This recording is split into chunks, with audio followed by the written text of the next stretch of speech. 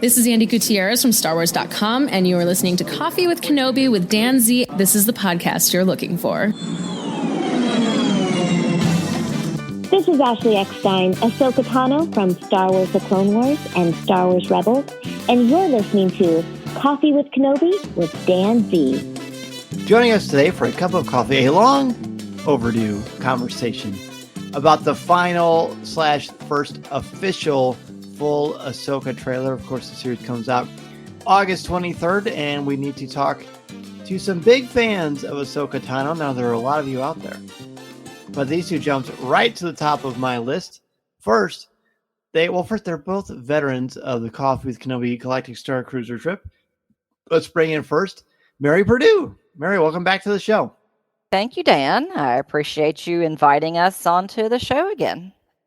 Absolutely. Well, it's always fun to chat with you regardless, and I know what a big Ahsoka fan you are, so this is going to be a blast. Also joining us, he is a fellow Jedi Knight. He's probably got more legacy lightsabers than me, which is a pretty impressive feat. Also a veteran, again, of the Galactic Star Cruiser MEI Mouse Fan Travel Trip, Mr. Chazz Perdue. Chazz, welcome back to the show, buddy. Hello, thank you for having me again. You bet. Well, let's talk about this thing. It came out last week. I postponed talking about it because it was all about Indiana Jones for a good month and a half or so, and that was a blast. But it's time to go to a galaxy far, far away, which is our wheelhouse. And as I've said several times already, you were both Ahsoka fans. Mary, what was your anticipation like before you pushed play on the trailer? Were you nervous about watching it, or how were you feeling? Well, I don't know that I was nervous about watching it. I was anxious to see more of what they have in store for us. This has not necessarily been on the top of my list of all of the shows, Disney Plus shows that were announced, last year before last. Really? Really, yeah. How come? Andor was actually on the top of my list. I just really loved Rogue One, and I love that character. And then the other side of it was, as you know, Chazz and I started with Ahsoka way back in 2008 and with the Clone Wars. And he is, as he can tell you, I'm sure he is a Clone Wars child, whatever. Yes, that's Clone Wars child. Yeah, that was great. That was his entrance. That was his big entrance into Star Wars. And I think I sort of watched Ahsoka and Chazz grow up together in a way. Cool. And so, and through Star Wars weekends and Star Wars celebrations, we got to know Ashley Eckstein, who was the voice and the persona of Ahsoka. And so for someone else to take over that character, it was a little jarring. And so, it was not high on my list. But I think I was excited about what I saw in the trailer. I think they're going to take an interesting turn with it. And like a lot of other people have said, it almost seems like it's a Rebels season 5. I hope it's not. I hope they kind of go a different way with it. Because I would prefer, if it were a Rebels season 5, for it to be animation and not live action. Okay, fair enough. Chazz, what about you? What was your anticipation like before you push play and you're about to watch this trailer for the first time? Again, I wasn't nervous per se. I guess my whole thing was I was thinking, please be a good trailer, because as much as I love all the Rebels characters, I loved Rebels, I love Ahsoka, I wasn't the happiest with the Kenobi show in its entirety, so I'm much more cautiously optimistic with the Ahsoka series. I really did like the trailer, though. I loved that it showed more of the plot. We got to see more of it. So going in, I'm a little bit more excited now for it. I guess I didn't know you were not the biggest fan of the Kenobi series. We'll have to go back to that at some point. Which is fine, which is absolutely fine. My level of sort of fan anxiety was pretty low because, and I've said this several times, so here's the deal. After realizing the power of how effective Indiana Jones and the Dial of Destiny would have been for me, if I didn't know about the first 20 minutes, if I had not watched the trailer or if it wasn't in the trailer, that probably would have set me on a high that would have lasted for a long, long, long time. I keep learning this all the time. The trailers give away the big stuff now. It used to be there were fun teases about things, but just had fun little visual gems. Like the first teaser trailer for Return of the Jedi that was shown in theaters in 1983 or late 82 when the original Star Wars was back in theaters, one of the many re-releases it had. That was thrilling, but it didn't tell you anything about the plot. I miss that.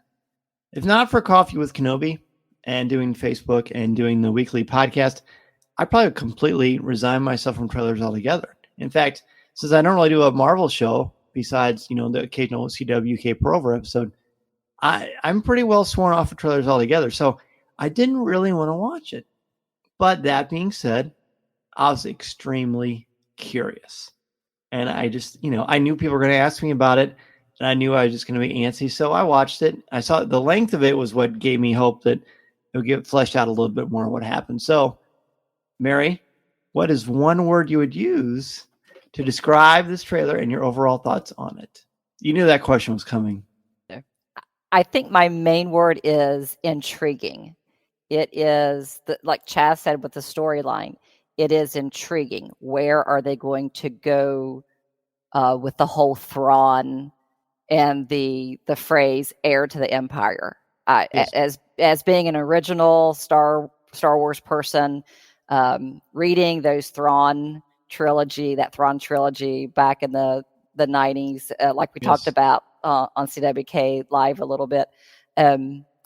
I'm interested to see. I'm intrigued to see where they are going to go with Thrawn now.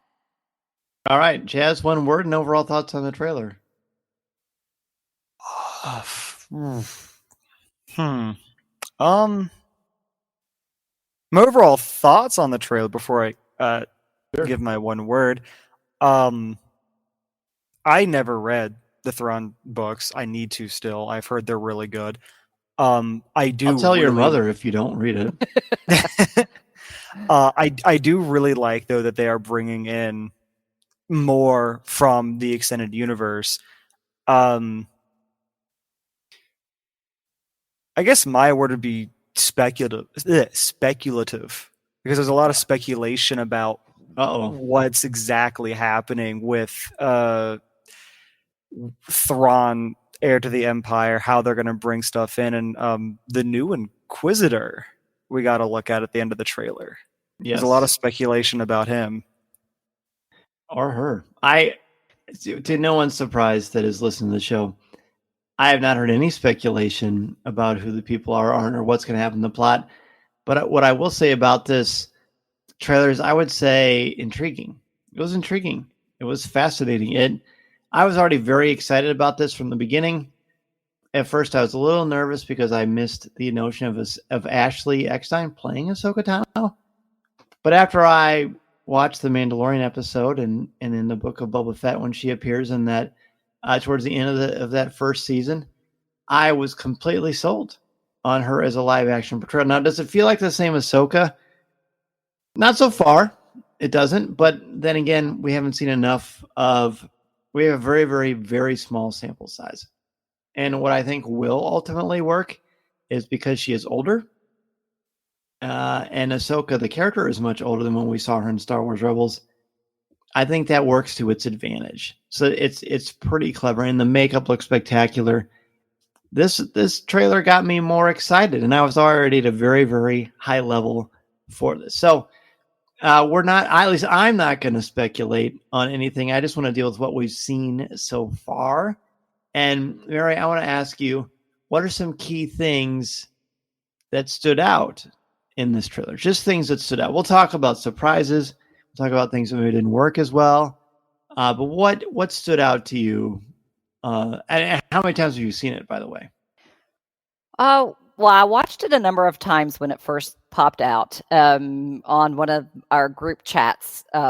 Somebody shared it and I went, oh my gosh, so I went straight to it to watch it because I was anxious to see what this full trailer was going to be. Yes. I think some of the things that popped out were really Thrawn himself, seeing Lars Mikkelsen in the full Chazz look. Mm-hmm. I think whatever our two non-Jedi people are, we don't know what they are yet. And again, I'm not going to speculate what they are, but I know that Filoni did say that those lightsabers are orange and not red. I think. Oh, really? I saw a couple of articles that he made the statement that because people were asking with that first teaser trailer if the collars were off, and he said no, that they are orange. So yeah, but so I think that's interesting. That kind of jumped out, and then just where are we when we're seeing that star map come up, and it really, my questions are a lot about jumped out about Thrawn. What are they doing with him? Why are they thinking that he is powerful? That's kind of my question. And that's what really jumped out more was all the little hints about who Thrawn is, where he is, and how powerful he is, or is he powerful? Excellent. Yeah, and that clip of Thrawn is what they showed us at Celebration Europe. I think it's that exact clip. But I think they stayed a little bit longer on him for this version that was released, which I'm grateful for. Chazz, what about you? What are some key things or just overall feelings that stood out for you about this trailer? So far, the show hasn't actually come out yet, so obviously I can't give an opinion on the actual character at the moment, but I do so far really like Ray Stevenson's character just from the trailer, his demeanor, and I like Shin, I think was her name, the other orange saber wielding not Inquisitor, I guess, since they're using orange sabers. Not nice person. Yeah, not nice. That's people. The official. Yes, I think that's canon. Our antagonists. I do. Yeah, our antagonists. I already do like their characters and how they feel because she feels more power hungry and he just feels going for a goal. I like that. So I'm hoping their characters are really good. Also, the world between worlds showing up again. So I'm wondering if there's going to be a little more time travel-y stuff happening. That would be cool. That would be cool, especially since Dave Filoni. I believe Jon Favreau said at Celebration that Ahsoka is Filoni's magnum opus. So that's saying a lot. We know he's told a lot of great Star Wars stories and, a world between worlds, all the great things that we like about Star Wars and animation. We know that Dave Filoni is responsible for to a very significant degree. And since he is the puppeteer of this thing, having it all together is going to be great. And I agree with you. The interesting sort of juxtaposition of the two new antagonists, and I'm going to watch the trailer again, specifically thinking about orange lightsabers, because that's a very interesting idea. There's never been a canonical orange lightsaber as far as I am aware of. And I like that. I also think there's some great stunning visual moments in this as well. The gravitas that Rosario Dawson brings to the role of Ahsoka Tano is really, really cool. And I think what I'm most excited and grateful for is that so many casual Star Wars fans are going to learn. It's very possible they don't know who Ahsoka is. Maybe they're only people who watch the movies. And then you have heard Ashley Eckstein's voice at the end of The Rise of Skywalker, but it doesn't really mean that they put anything into that. So this is going to bring a whole lot more people to this character and into this galaxy. And I think that's really, really good. I have loved everything that's come out, some more than others.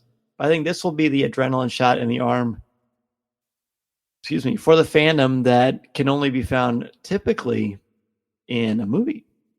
Now I'd say the first episode of The Mandalorian, or first season of Mandalorian, perhaps the second. We're on that level, but this is really something extra special. So let's talk about key, like specific sequences or moments. I mean, Mary, you mentioned seeing Thrawn for the first time, and he brings Mickelson brings like a weight and a gravitas all of his own. Plus, since he was the voice of Grand Admiral Thrawn in Star Wars Rebels, I like that connection there, which we also saw with late Katie Sackhoff as Bo-Katan Kryze. So do you have specific ones? I didn't give you really homework per se, but are there a couple? Let's have everybody give two. So Mary, you can give one, Chazz go, and I give one, then we'll just go around again. But tell me some key things that stood out for you. Specifics. Well, very specifically, a couple of the, away from Thrawn, a couple of the sort of mirrored sequences. One was Sabine cutting her hair, the same as Kanan cut off his ponytail right before, spoiler alert, the end. And then Sabine also like riding that speeder through Lothal, sort of the same way Kanan did at the beginning of Rebels. So it seems like they're doing, I just kind of picked up on it. It seems like they're doing a lot of comparison between Sabine and Kanan for some reason.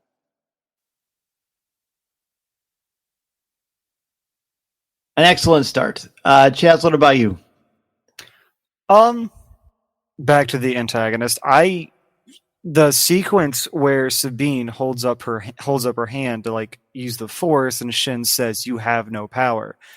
That really stuck out to me because with the mirroring of Kanan and Sabine, I feel like they're trying to set Sabine up as a Force wielder and a potential Jedi, but maybe just Force sensitive, because in season 4 of Rebels, she learns how to use the Darksaber from Kanan.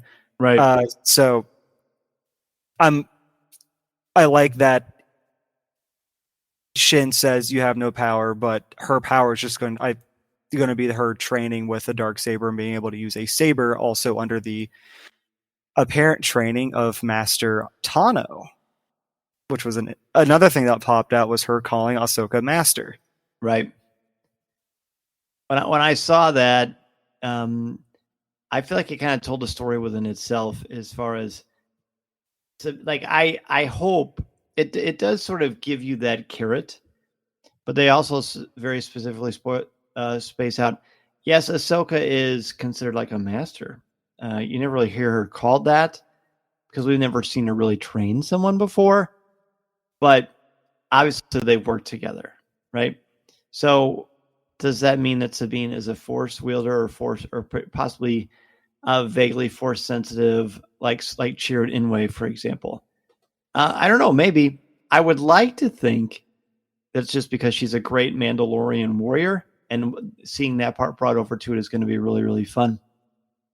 So there may be a part of that. The time difference is interesting to me, because at the end of Star Wars Rebels, when Ahsoka encounters Sabine does have the short hair. So maybe part of this is showing before the end of Star Wars Rebels. Maybe just the classic in media res that George Lucas uses when telling stories, especially for 4, 5, and 6, and 1, 2, and 3. I wonder if that's going to be a part of the equation too. So that's fun. I like that. I think the thing that stands out, one of the things that stands out to me visually, is the sequences where one of the dark side users is Force pushing, Republic soldiers, or New Republic soldiers, or what have you, down a hallway with significant, actual Force itself, making them fly across and seeing what looks like a Tantive 4 type of a hallway. It's not the Tantive 4, most likely, of course. But I thought that was really, really cool. And seeing some of the very crisp, clear movements of the lightsaber choreography was also really, really compelling too. Mary, do you have another one that you'd like to share with us?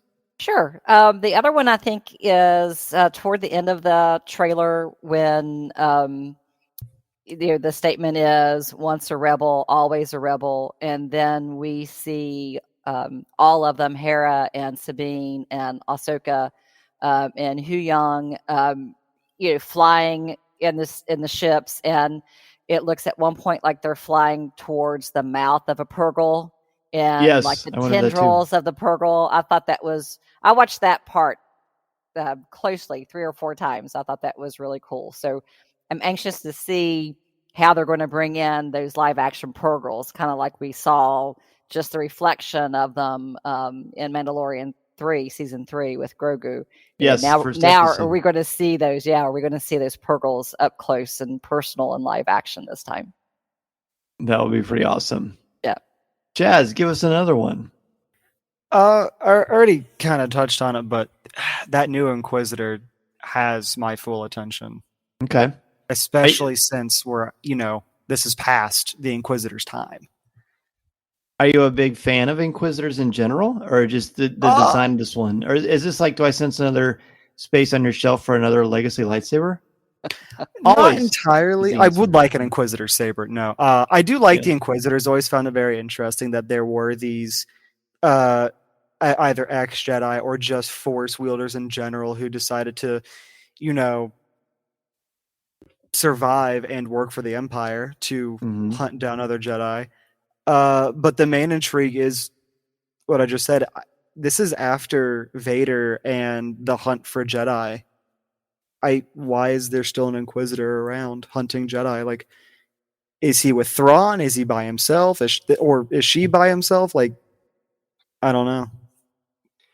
I highly recommend Star Wars Inquisitor Rise of the Red Blade, which came out this week by Delilah S. Dawson. It is like this wonderful master class in sort of what takes someone and draws them in to become an Inquisitor itself. I think you will love it.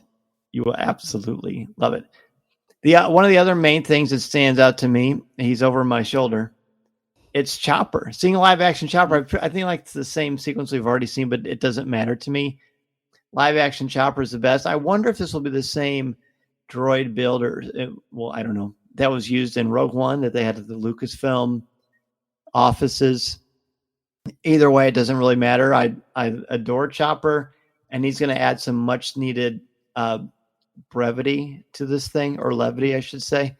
So I'm very looking forward to that as well. There are plenty of beautiful visuals. I mean, this is Star Wars, right? So Star Wars is such a wonderful visual medium. It inspires and creates percolation of our own imaginations and our sense of adventure too. And we see that right away with these different ships. We've seen with San Diego Comic-Con all the great Lego sets that are coming out. There's a lot of exciting things. But is there something in this trailer that made you kind of throw a flag and say, well, I'm not sure about that? Mary, do you have anything like that? Or maybe you've got a couple. Well, the one question I have is when we see, and we're not sure where they are, but when we see Balin and Shen with what's her name, Morgan Elsbeth, and Elsbeth seems to be pulling up this dome of a star map. Yes. And it's very almost sort of magical looking. So that's been a big question. And are they bringing some type of magic into it? Or is it just like any other star map, and that was just the device that she was using?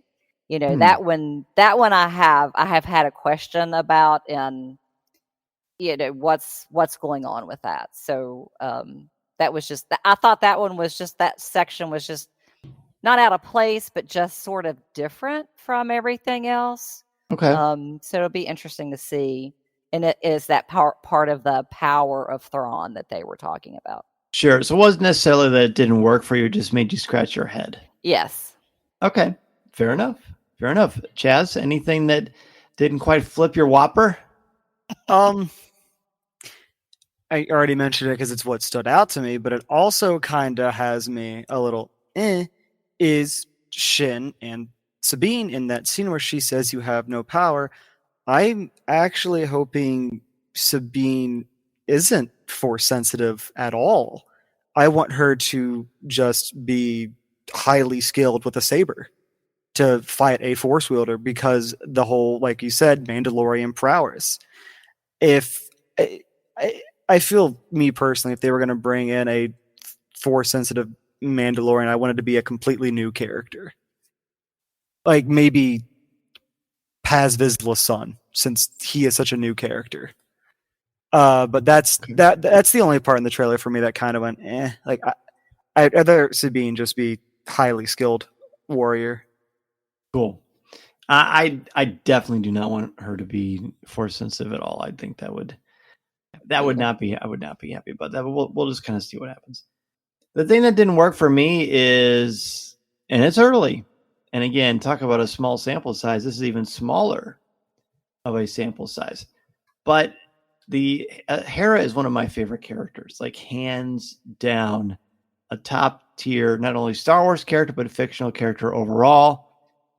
And I remember when I was at Star Wars Celebration Europe and Mary Elizabeth Winstead was announced as Hera, I felt a little like deflated a little bit. I mean, I don't have any problem with her work.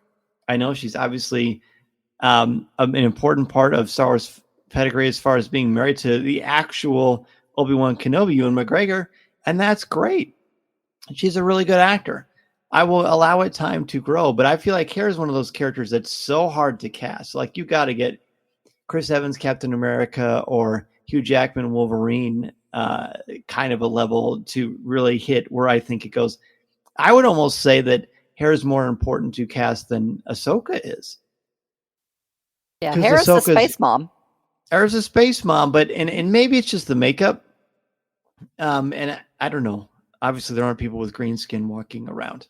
So I don't know. Even her voice doesn't sound like Vanessa Marshall. And maybe I just have to let go, of that. I would have loved to have seen Vanessa as Hera. But of course, I think we'd all like the entire cast that worked on Rebels to be in a live action. But that's, again, not to be a pejorative or a downer. I fully respect and expect that I will be won over. But right now, that is the one thing that is kind of holding me back on that aspect of things. Well, I think maybe one of the reasons, and this is what I also thought about with that, Dan, is I think Mary Elizabeth is too young to play Hera. Yes. And she's 38. Yeah, but I know what you mean. She looks younger. She looks younger. She has a very young look to her, and Hera has been the space mom. I mean, if you follow Rebels, now people who haven't watched the Rebels animated show, that I don't think that's going to bother them. But I think those of us who know Hera and where she came from, and hint, that's going to be one of my top 5 novels next week for CWK Live, is the one with Kanan and Hera. But no. I think Mary Elizabeth I think her looks are too young. I think, and I know, like we said, we can't always have the voice actors be the live action, but I think Vanessa Marshall would have been fantastic to roll right in there like Lars Mikkelsen did. But yeah, I agree with you on that. As soon as you said that, I thought, yes. Yep. Yes. And it's been on my mind since Celebration. But again, I'll just trust in the Force on this one. You mentioned Thrawn. Everyone has been so excited not only to find out that he's going to be in the series, although we certainly had a pretty good insights that was a possibility, but also just wanted to see a visual of this guy. They showed the trailer at Celebration, and they showed it like throughout the convention, but only in that specific Lucas or that Ahsoka room did they actually show him, and people went berserk. People went absolutely berserk. Again, small little image. I thought it looked terrific. What do the two of you think? Yeah, I thought he looked great. He looks fine to me. I mean, he's got the look. He's certainly got the way he carries himself. And I thought it was interesting in the trailer that they talked about, what do we do when we find Thrawn? So I guess in my mind, after the episode, The Jedi, in The Mandalorian season 2. I thought that they already working in cahoots with Thrawn and he's back, but this story through the trailer itself seems to indicate that they are still kind of looking for him. Did you both get that as well? Yes, I did. It was almost like even though Ahsoka thought that Morgan Elsbeth knew where Thrawn was in the season 2 of Mandalorian, apparently she did not, or is that show after what's going on here? I don't know what the timeline, how they're doing all the timelines, but yeah, I mean, I felt like no one knows where Thrawn is, that they are all looking for Thrawn. The Shadow Council and, from the tail end of Mando 3, season 3, the Shadow Council's looking for him. Baylan and Shin and Morgan are looking for him. Ahsoka's looking for him. Yes. It's like he's lost. He knows where he is, but to everybody else, he's lost. Right, and you need to have some powerful warriors to take on Ahsoka, because she is pretty serious business when it comes to combat. I mean, she is very, very hard to beat. She's been trained by the best. She's been through more combat than probably most people in the Star Wars universe. And I bring this up with you, Chazz, because I know you've mentioned the Inquisitors a couple of different times. It's Ray Winston, right? That's the person. Or Ray Stevenson, I'm sorry. Ray Stevenson is the actor who has passed away, but he was able to film everything for Ahsoka, which of course is filmed well before they finish all the special effects and all the post-production type stuff. But I feel like, and you mentioned this, Chazz, I feel like he's going to he almost reminds me of like an evil Funhouse Mirror doppelganger of Obi-Wan Kenobi. I don't know if it's just the beard or what, but there's really something that he appears to be bringing in this trailer. I feel like he's going to be a bit more complicated than your traditional sort of a bad guy wearing the black cowboy hat. Kind of like an antithesis to what Obi-Wan is.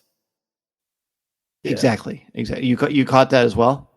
He doesn't, because that was the whole thing what I like about him and Shin's little chemistry as partners in crime, I guess. Yeah. He kind of feels more Dooku-ish. Like he has a more, not like Dooku was pretty evil later on in the Clone Wars, but more distinguished. So chivalry, I don't know is the right word, honor to him. Sure. While Shin is more let loose, wild. Yeah. Okay. But I definitely picked up on that too. Cool. Let's think about this. You're brought into a room. Kathleen Kennedy sends you a call, or sends you a text message and says, "Mary, we need you to come over to San Francisco or to Los Angeles, depending on where Kathy is these days, for the specific phone call." And she says, "Dave needs some help with Ahsoka. Tell me what needs to be present in the character of Ahsoka for you to feel like this is my Ahsoka Tano." Oh my. Ooh, that's hard. I feel like there is some warmth and caring for others missing from the live portrayal of Ahsoka. I don't feel like the Ahsoka that would say, I'm here to help anyone at any time. She has those couple of catchphrases that she used, especially in season 7. Mm-hmm. I don't feel like that Ahsoka is what we're getting. Now, I know she's older, and I know she's gone through a lot of other things that we have no idea what she's gone through. Right. But from day one, when she was Snips, all the way to fighting, her master under the Darth Vader mask, I feel like there's always been that caring, that empathy, that warmth persona that I am not really getting from the live action. Okay. Chazz, Lucasfilm is really trying to get hold of your mom, but they can't. But they know that you would be an excellent person to ask what needs to be present in the character of Ahsoka Tano for you to feel like, okay, they have nailed the live action portrayal of this character for this series. Honestly, aside from, again, small sample pool, I don't think it's that she's lacking warmth and empathy at the moment, because from what we've seen, she's just kind of been almost just kind of narrating from what we've heard. And the few action sequences, I see plenty of emotion on her face. Like, she's got that same, like, almost Anakin Skywalker grin when she's piloting one of the ships towards the end. So I feel like we're going to see plenty of emotion. I think my biggest gripe kind of actually got fixed with them making her, what are they called? With the Leku longer. Yeah. Because when they first put her into live action, they were not adult Ahsoka Leku. They were Clone Wars teenage Leku length. They were much shorter. So them giving the longer one, she feels much better. I do think in a couple of the scenes where she talks, she does sound a bit too cold, though. So I would have preferred those have been a little bit not as cold. I understand that, like my mom said, she is much older now. Sure. So the demeanor of how she speaks would obviously change over time, especially with experiences. So that's fine. I just feel like they were a little bit too monotone. Okay, that's fair. And like you said, small sample size. I think if I was to get the similar call, I think I would say, look, Ahsoka's pretty important to the overall story. She's got a ton of gravitas. She takes her role in the galaxy very, very seriously, but she also spent a lot of time running from it or hiding because of fear, because of intense sadness, because of a loss of her master, who she thought for a long time was dead or gone. And then knowing sort of what happened, there is resolution because obviously she has a good connection with Luke Skywalker, which we saw in the book of Boba Fett. But Ahsoka needs to be very, very graceful, very, very wise, and very much like sort of like she's almost like when she walks in the room, you feel warmer, you feel safe, you feel confident because of who she is. And I think Ahsoka Tano has to have that clout when she is around other characters. Whatever happened between her and Sabine will be interesting. You've got to have conflict. I don't remember off the top of my head ever seeing them interact very much in Star Wars Rebels, except for at the very, very ending, of course, with that beautiful scene. So I don't know. Again, because Dave Filoni is the co-creator of Ahsoka Tano, along with George, I feel like it's going to happen. And I didn't feel like she wasn't that character in Mando or Fett either. I just think that she's older and she's more gun shy for specific reasons, which we sort of have a really good idea of. So I think the real challenge is going to be for Dave and everyone doing this.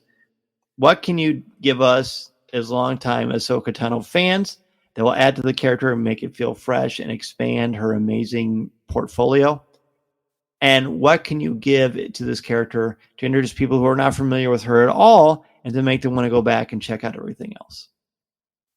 Yeah, I think those are good points. And with Ahsoka being Dave and George's creation, and I guess really sort of one of the last things that George really created when it comes to, as far as a character, when it comes to Star Wars, there's a lot sort of riding on it, I think, with this series, and with everything that's kind of going on even right now with Disney Plus and Lucasfilm and just Disney Studios altogether. I think there's a lot of pressure that may be going on with this series, and so hopefully they did it right. Hopefully we're going to see a really good series. Hopefully it will even go beyond one season, and that and that we'll be able to see an Ahsoka that will live up to that 14-year-old who we watched grow up into a strong, independent, fearless Jedi that then became not a Jedi, but still a Jedi. Yes, I think that's a really sort of good sort of last word to this, because there's it comes out August 23rd. We're going to get a 2-episode premiere. Mary and Chazz, is there any last minute things you would like to add about the trailer before we sign off, since I can see both your coffees are running pretty low? Well, I was looking at the link you had sent me a second ago, looking at all the new all their sabers. Pretty cool, right? They look really nice. I love their designs. I do hope they do legacy sabers. Excellent. Mary, any last minute thoughts for you? No, I'm just anxious to see the first 2 episodes. Interesting that they're putting out multiple episodes again, like they have done with the last couple of series. But I think that's the way for them to grab people in, and I'm not going to complain. No, either. Me either. And it's going to be a blast. I'm looking forward to talking about it. I'm looking forward to experiencing it. I'm certainly looking forward to top 5s on CWK Live to talk about it. And I'm also looking forward to seeing what the two of you think about this show and series as well. Listening to Coffee with Kenobi, you are, with Dan Z, the podcast you're looking for. This is...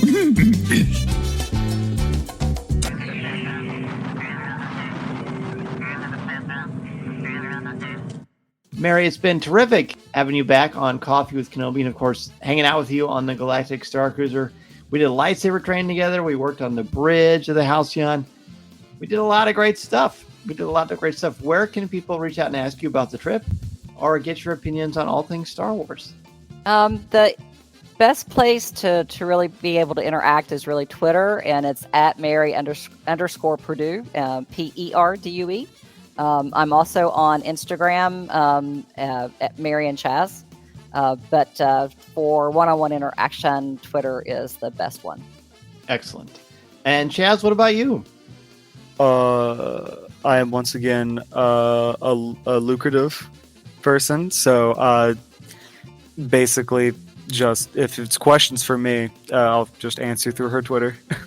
Very good. And of course, you can find and chat with them in the CWK Cafe, our Coffee with Kenobi Facebook group. Thank you two again so very much for coming back on Coffee with Kenobi. Thanks, Dan. Good to be with you tonight. Always fun. This podcast is not endorsed by the Walt Disney Company or Lucasfilm Limited. It is intended for entertainment and informational purposes only. The official Star Wars website can be found at www.starwars.com. Star Wars, all names, sounds, and any other Star Wars related items are registered trademarks and or copyrights of Disney and their respective trademark and copyright holders. All original content of this podcast is the intellectual property of Coffee with Kenobi unless otherwise indicated. This is the podcast you're looking for.